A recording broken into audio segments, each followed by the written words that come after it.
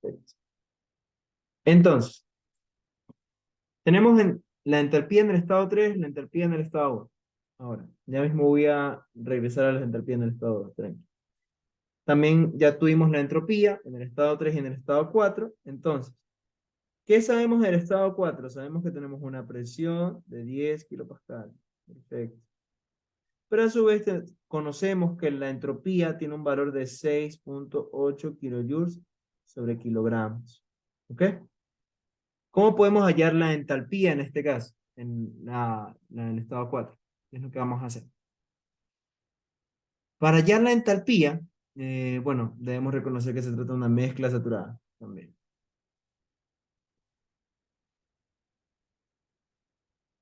Lo que vamos a tratar de hacer, esto sería kilogramos Kelvin. Vamos a buscar en las tablas termodinámicas, ay, perdón, allí, ya creo que ya aparecen, sí. Ahí, perfecto. ¿Ok? Vamos a buscar, como obtuvimos 6.8 de la entropía en el vapor sobrecalentado, sabemos que para el estado 4 tenemos una mezcla saturada. Entonces vamos a buscar una presión de 10 kilopascales. ¿Ok? ¿Qué es lo que está pasando aquí? Nosotros tenemos 10 kilopascales, pero la entropía, recuerden que como estamos hablando de una mezcla saturada, nosotros podríamos hallar la calidad. ¿Ok? La calidad es un parámetro clave siempre que hablemos de mezclas saturadas. Solo en este estado 4, generalmente encontraremos la mezcla saturada. Entonces, en esta mezcla saturada, recuerden que yo puedo definir la entropía en el estado 4, perdón, la entropía, sí, aquí lo tengo. Ajá. Tenemos que la entropía va a ser igual a SF más X por SFG, ¿ya? Y asimismo puedo definir la entalpía como la entalpía igual a HF más XHFG. ¿Por qué planteo la inicial? Porque yo ya conozco cuál es la entropía en el estado 4. Entonces lo que yo puedo hallar aquí es la calidad. Despejando, voy a conocer que es X igual a S4 menos SF sobre SFG. Y una vez yo tengo conocimiento de la calidad, yo puedo reemplazarla en esta fórmula. Conozco que la presión es a 10 kilopascales. Tomo estos dos valores y estimo cuánto sería la entalpía en el estado. ¿Ok? Ya lo vamos a hacer. Así que no te preocupes tanto si no entendiste ahorita. ¿Ok? Entonces, vamos a ver. Déjame revisar acá. Ok. En primer lugar, habíamos dicho que S4 es igual a SF más X por SFG. Y eso va a ser interpretado de esta manera. S4 menos SF sobre SFG. Entonces, la calidad va a ser igual. ¿Cuánto nos da S4? 6.8. 6.8 menos SF, que sería la entalpía para líquido saturado. Perdón, la entropía para líquido saturado, 0.6492. 0.6492. Luego tenemos SFG, que es la diferencia entre SG y SF, que nos da un valor de 7.4996. ¿Ok? Y así obtenemos una calidad. ¿De cuánto? ¿Cuánto nos da el valor de la calidad, Talía?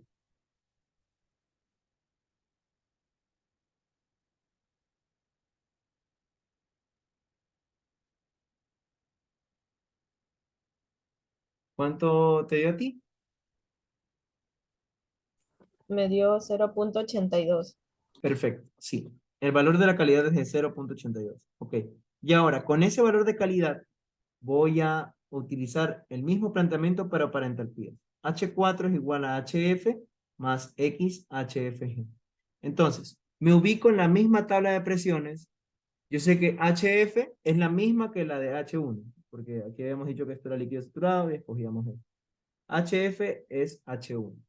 Entonces, 191.81 más 0.82, que es la calidad que obtuvimos, por HFG. HFG nos da 2392.1. ¿Ok? Y calculamos. ¿Cuánto nos da ese valor?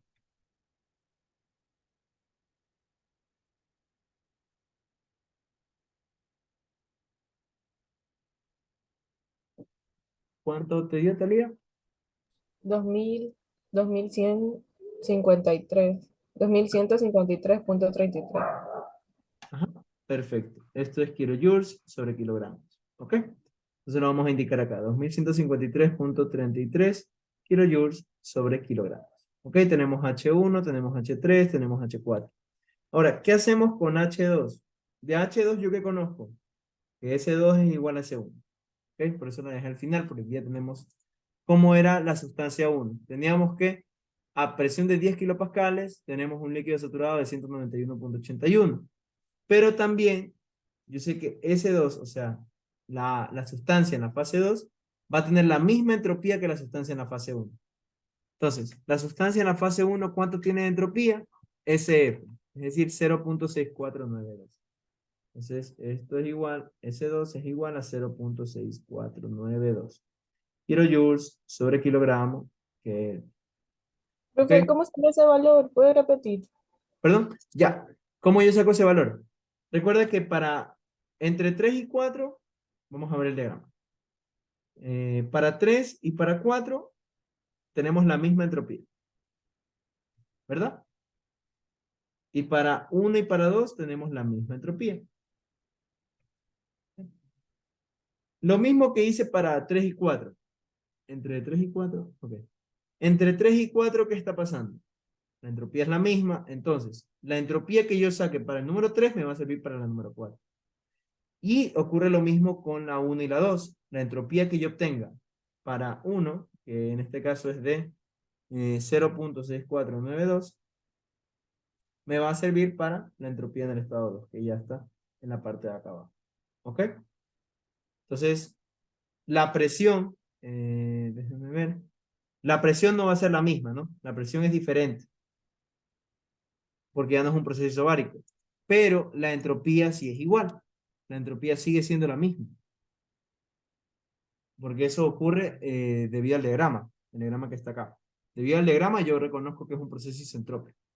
Mantiene la misma entropía. Eso no ha cambiado para nada. ¿Ok? ¿Hasta ahí alguna pregunta? Sí entendí, gracias, profe. Ya, perfecto. Entonces, ahora, ¿qué es lo que yo tendría que hacer para hallar la entalpía en el estado 2? ¿Alguna idea? Recordemos más o menos el diagrama. ¿Cómo se vería el diagrama? De 2 yo la paso a 2'. O sea, de líquido comprimido yo la paso a líquido saturado. ¿Ok? Entonces, yo lo que voy a hacer, en líquido saturado yo sé que tiene esta presión. Esta es mi presión con la que yo voy a trabajar. Entonces, ese es el principal parámetro que yo debo definir. La entropía no va a predominar sobre la presión predomina sobre la entropía. Entonces, yo voy a irme a la tabla termodinámica. Déjenme proyectarla por acá. Voy a dirigirme a mi tabla termodinámica, ¿ya? Y voy a buscar a esa presión en agua saturada. A mí ya no me interesa el líquido comprimido porque es muy difícil de interpretar. Eso lo habíamos dicho desde un inicio cuando iniciamos la materia, desde cuando comenzamos a ver la materia. Entonces voy a dirigirme a 7000 kilopascales. 7000 kilopascales, esa temperatura de saturación, ok, todo esto de acá. Ahora, ¿qué es lo que yo tendría que hacer? Mi entropía. ¿Cuánto es mi entropía? ¿Cuánto vale mi entropía? La entropía que nosotros habíamos dicho tiene un valor de 0.6492. ¿Ok? Y eso tiene sentido porque la gráfica es de un líquido comprimido. Pero nosotros estamos asumiendo que trabajaremos con un líquido saturado. Entonces, ¿cuál entalpía yo debo utilizar? Debo utilizar la entalpía del líquido saturado para esta presión. Es decir, la entalpía tendría un valor de 1267.5 kilojoules sobre kilogramos. ¿Ok? Hasta allí, ¿alguna pregunta? No, profe. Ok, entonces vamos a indicarlo acá. H2 tendría un valor de 1267.5. Déjame ver. Sí, H. Kilojoules sobre kilogramos. Sí, porque no nos interesa la entropía. Nada de entropía. ¿Ok? Ahora, déjame revisar acá, porque aquí teníamos más o menos unas notas del libro. Todo esto está en el libro, por si acaso. Todo esto que ustedes pueden ver aquí está en el libro. Profe, sigue proyectando la tabla. Perdón, cierto. Déjenme ver. Sorry. Ya les proyecto.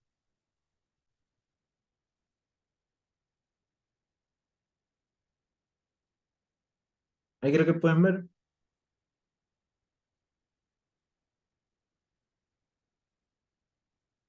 Ya vimos en el estado 3 cómo ocurren las cosas, en el estado 4 también. Ok, aquí el planteamiento que hace el libro es interesante. ¿Ya? Y esto me estaba olvidando. Para la presión yo ya la tengo, ¿no? 7 megapascales. Y tenemos la misma entropía. Ahora, ellos me indican que en la bomba, como está ingresando el trabajo, la potencia, yo puedo definir esto como el volumen específico. ¿Ok? Entonces, H2 no voy a tomarlo directamente de tabla, sino que...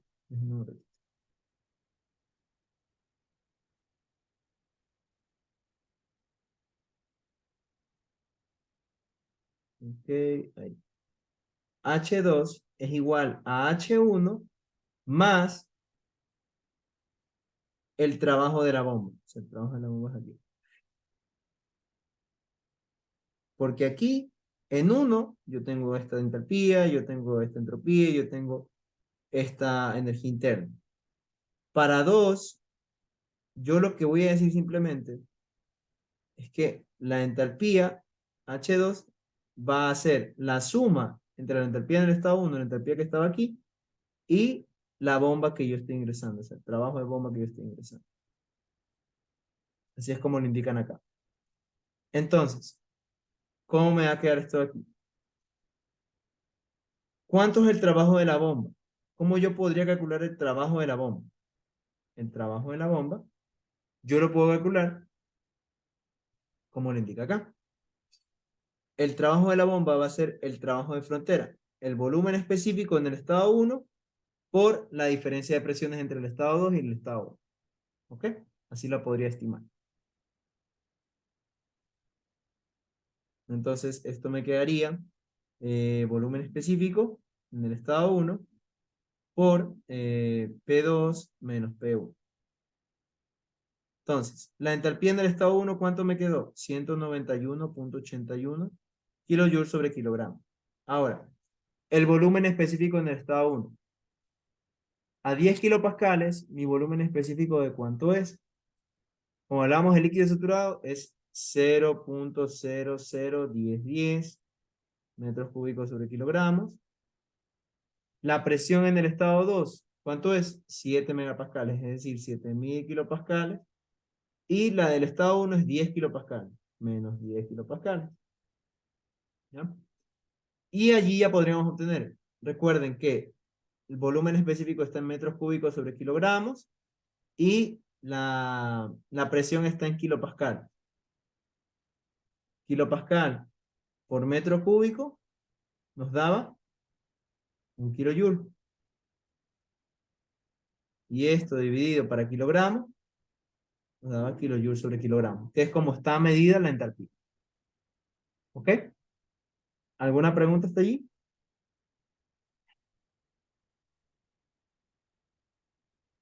¿No? Profe, el volumen específico uno salió de la tabla, ¿verdad? El A volumen 10 específico 1 se salió kilopascales. de tabla. Ajá. El volumen específico 1 se salió de tabla. El único cálculo que estamos haciendo ahora para la entalpía 2 es el trabajo de la bomba. ¿Ya? Es lo único diferente. O sea, a la entalpía de tabla del estado 1 le añadimos este trabajo de la bomba, que se ve como un trabajo de frontera. ¿Ya? Más o menos como un trabajo de frontera. Aquí vamos a tener un volumen específico y vamos a tener la diferencia de presión. ¿Ok? Es lo único que está cambiando para ese trabajo de la bomba. La variación de presiones y tenemos el mismo volumen específico. ¿Ok? Entonces, ¿cuánto nos quedaría eso? 0.001010 por 6.990. Nos quedaría 7.0599. ¿Ok? Eso nos da metros cúbicos sobre kilogramo, 1 kilojoule, 1 kilopascal por metro cúbico. Ajá. Ya. Entonces, H2 va a ser igual a la suma entre 7.06 más 191.81, dándonos como resultado 198.87 kilo joule sobre kilogramo. ¿Ya? Aquí tendríamos. No sé por qué no se cambia de color. Ahí ya se cambia. Entonces ya tenemos anotado todas las entalpías y con esas entalpías yo puedo calcular mi literal A. El literal A, ¿cuánto es el flujo de calor de salida? Flujo de calor de salida. Flujo de calor de salida es H4 menos H1. ¿Ok? Voy a ponerlo aquí así. La eficiencia térmica es igual a 1 menos el flujo de calor de salida sobre el flujo de calor de entrada. ¿Ok? Entonces esto es igual a 1 menos H4 menos H1, tengo entendido. Y el de entrada sería H3 menos H2. ¿Ok? Vamos a ver. Estamos en lo correcto. H4 menos H1 y H3 menos H2. Perfecto. Entonces, esto nos va a quedar como 1 menos H4, ¿cuánto es? 2153.33 menos 191.81. Y acá tenemos 3411.4 menos 198.82. 87, perdón. Y de aquí ya podemos calcular la eficiencia. Eso vamos a poner en otro slide.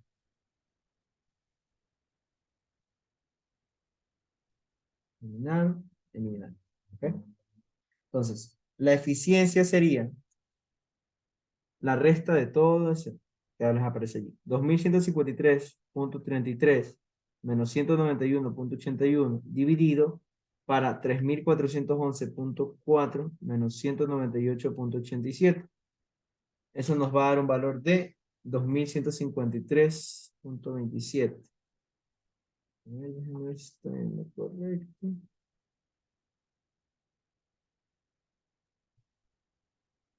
Ujú, 3411.4 menos 198.87.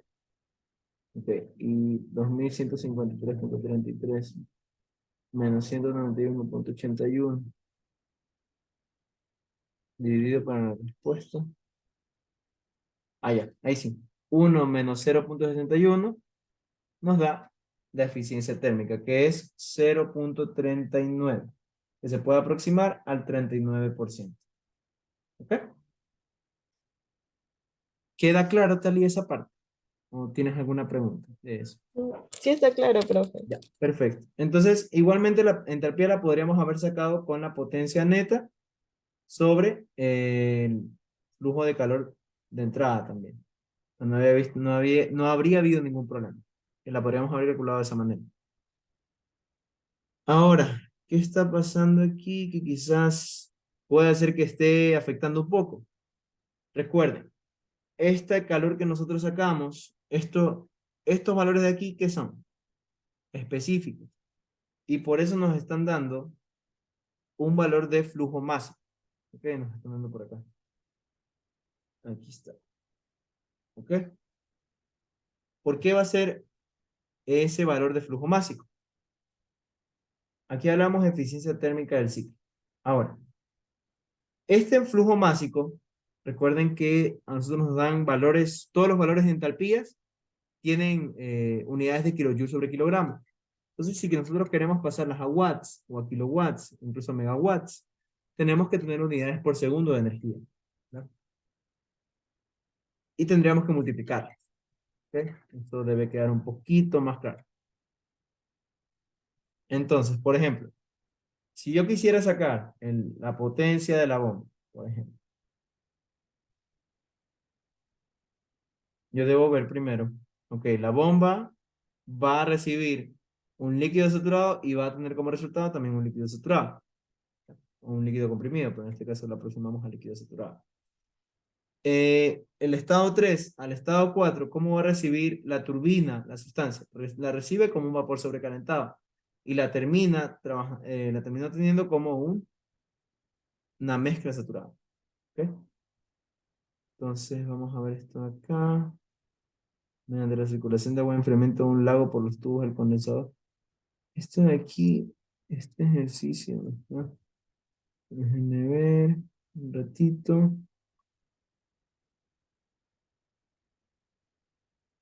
Ajá, ok.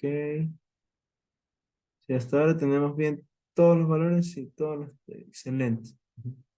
Ya, la eficiencia térmica, si no salió el mismo valor, perfecto.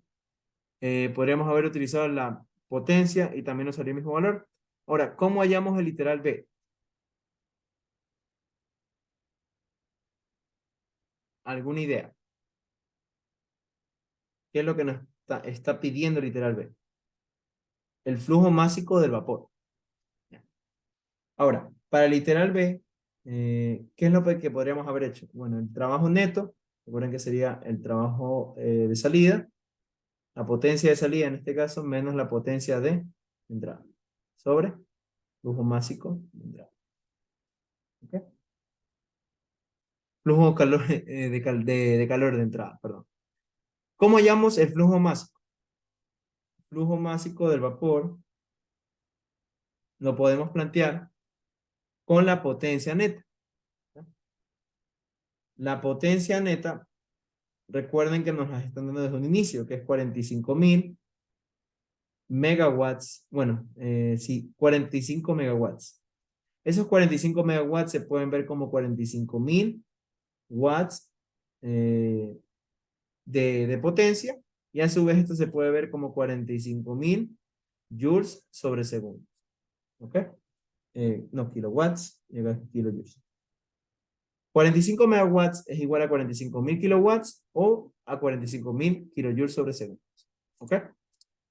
Entonces, ¿qué es lo que yo necesito aquí?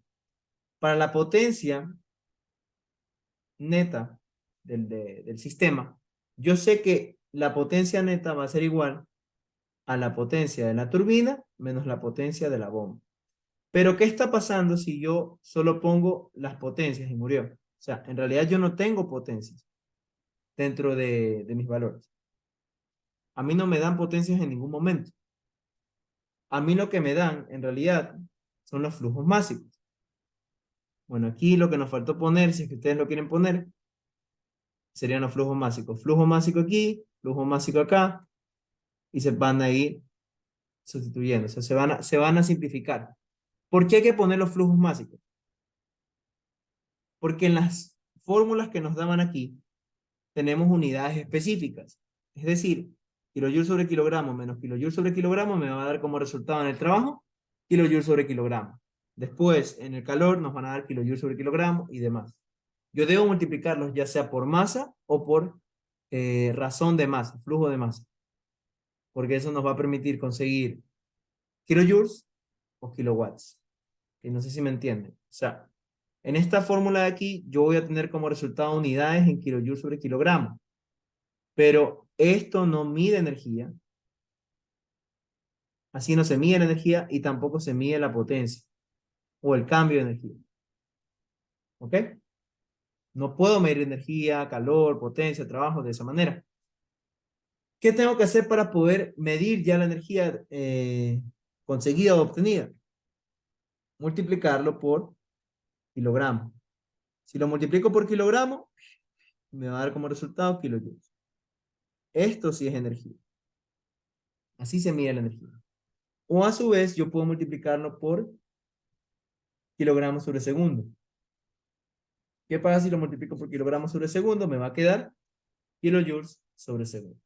Y así es como se mide el flujo de calor, así es como se mide la potencia y demás. ¿Ok? Flujo de calor. Entonces, a todas estas fórmulas se encuentran planteadas en este slide, yo tengo que multiplicarlas por flujo de masa si quiero hallar potencias o flujo de calor, o masa si yo quiero hallar simplemente trabajo o calor. ¿Ok?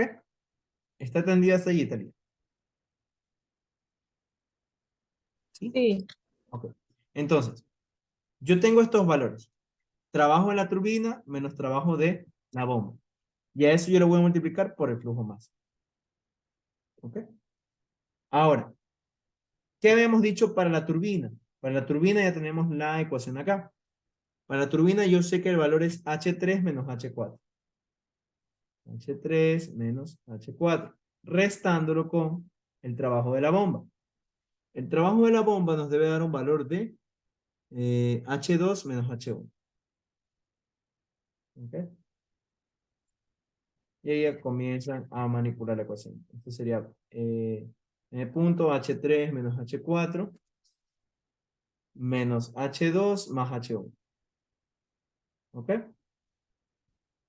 Entonces, esto les va a dar 2 kilogramos. Bueno, lo que ustedes tienen que hallar en realidad no es esto. Es este valor de aquí. Flujo másico de vapor. ¿Ya?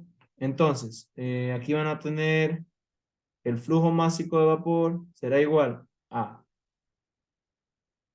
Esto nos queda, voy a ponerles así, flujo másico de vapor igual a la potencia neta sobre H3 menos H4 menos H2 más H1. ¿Ya? Entonces, eso les va a quedar. Ahora, esto es 45.000 kilojoules sobre segundos.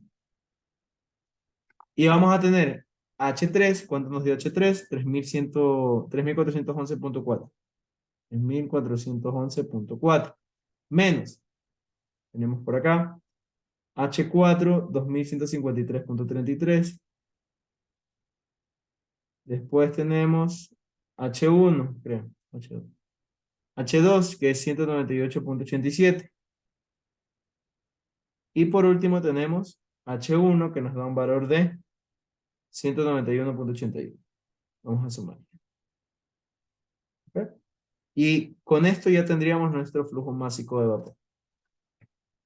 Entonces, 3.411.4 menos 2.153.33 menos 198.87 más 191.81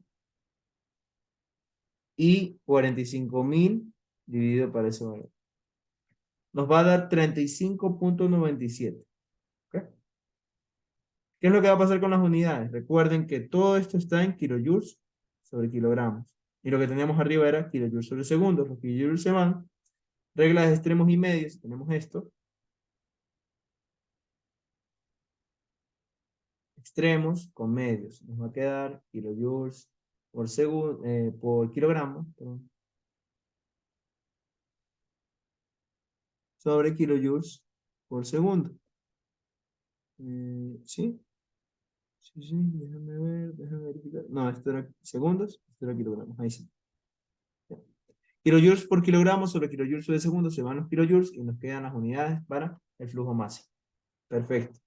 Entonces tenemos que el flujo másico de vapor será de 35.97 o 36 kilogramos sobre segundo. ¿Ok? ¿Hasta ahí alguna pregunta, Talía? no, pero Perfecto. Dame un momento para poder cargar la tablet y así terminamos el ejercicio. A lo que termine esta sesión, vemos si tenemos unos 20 minutos para revisar el ejercicio que me enviaste, ¿ya? Que les envío ya. detalle. Dame uno o 2 minutos para coger mi cargador.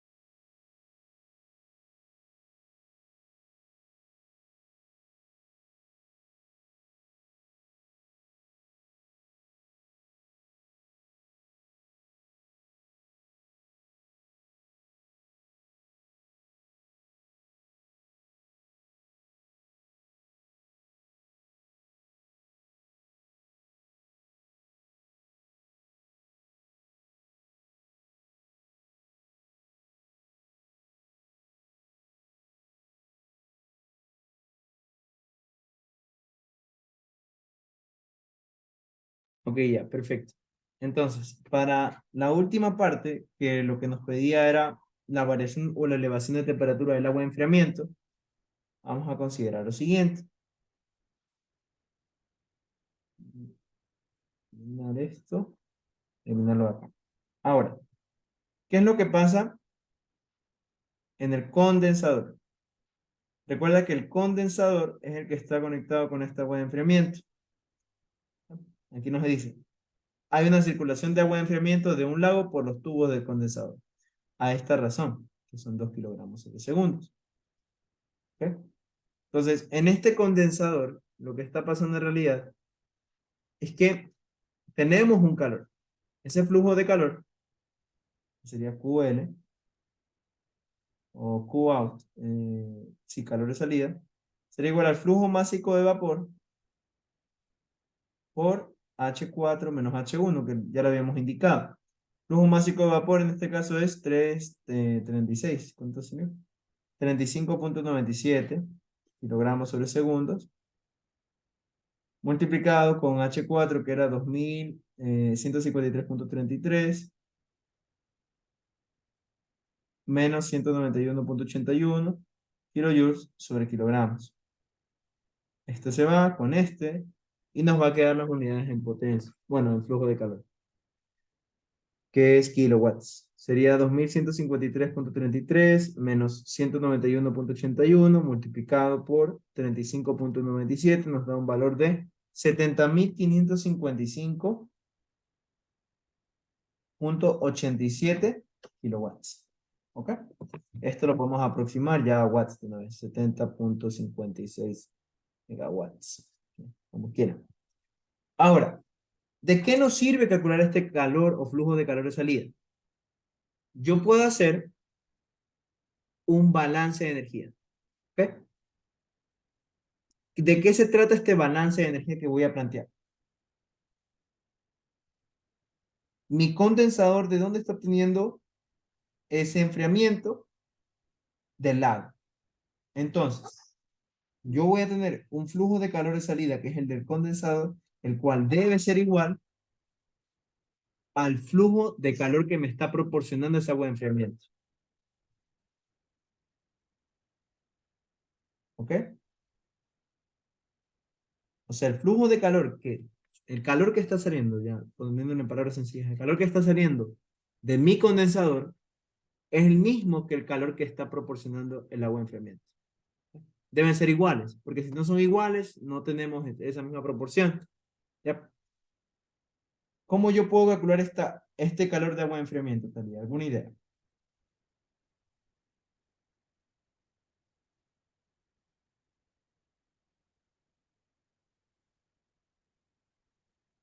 ¿Alguna idea, Talía, no?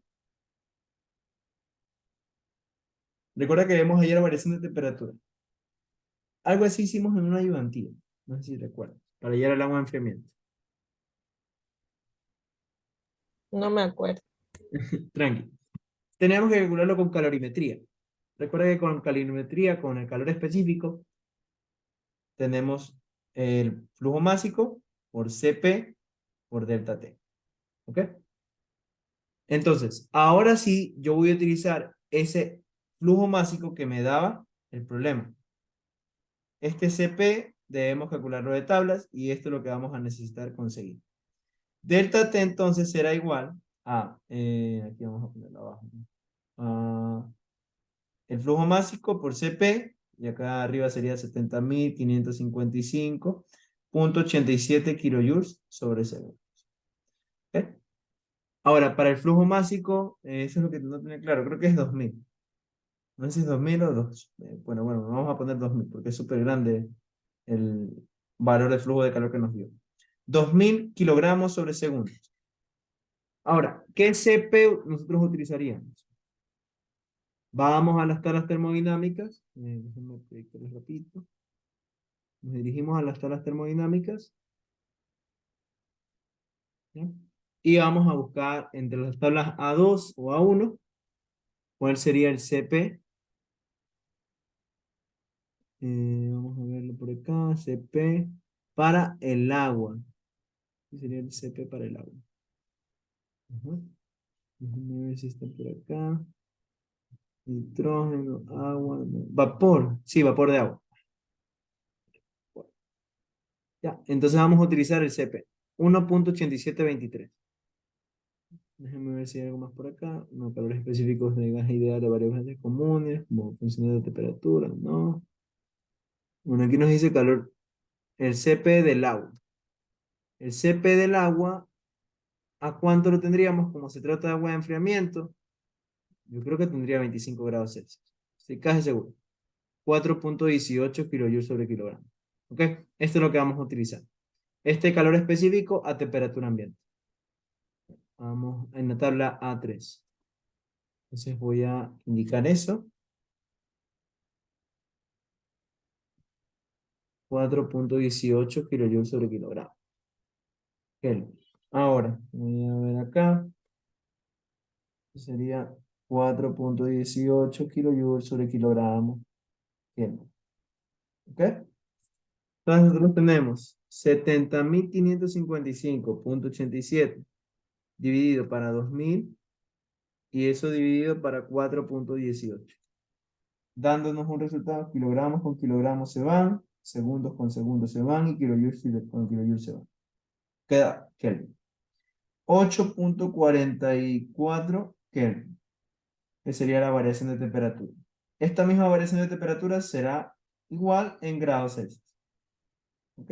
Y aquí tendríamos la subida del agua de enfriamiento. O sea, cuánto va a elevarse la temperatura con esta agua de enfriamiento que está proporcionándose al condensador. ¿Ok? Tendríamos una variación o una elevación de temperatura de 8.44 grados Celsius. ¿Ok? ¿Estamos claros hasta ahí, Talía? ¿O tienes alguna otra consulta? No, profe, está claro. Ya, perfecto. Entonces, habríamos determinado la eficiencia, el flujo másico y la elevación de temperatura del agua de enfriamiento. ¿Ok? Algo parecido a esto podrían tomarles en una lección o en el examen. ¿Ya? Algo que les haga pensar en qué fase nos encontramos, qué tenemos que hacer en cada fase. Y aparte de eso, que, ok, al condensador se le está proporcionando agua de un lado. ¿Ok? ¿Y de dónde es eso? De un lago de enfriamiento. ¿Ok? Un agua de enfriamiento. ¿Ya? Así es como se está enfriando el sistema, por así decirlo. ¿De dónde proviene ese agua de enfriamiento? Y para ese agua de enfriamiento habría que considerar flujo de calor con calorimetría. En la calorimetría, recuerden que vamos a utilizar el calor específico a presión constante. Puede ser la masa o el flujo másico. Depende de si estamos trabajando con potencias o con trabajos o calor nomás. ¿Ya? Ahí va a depender de las unidades.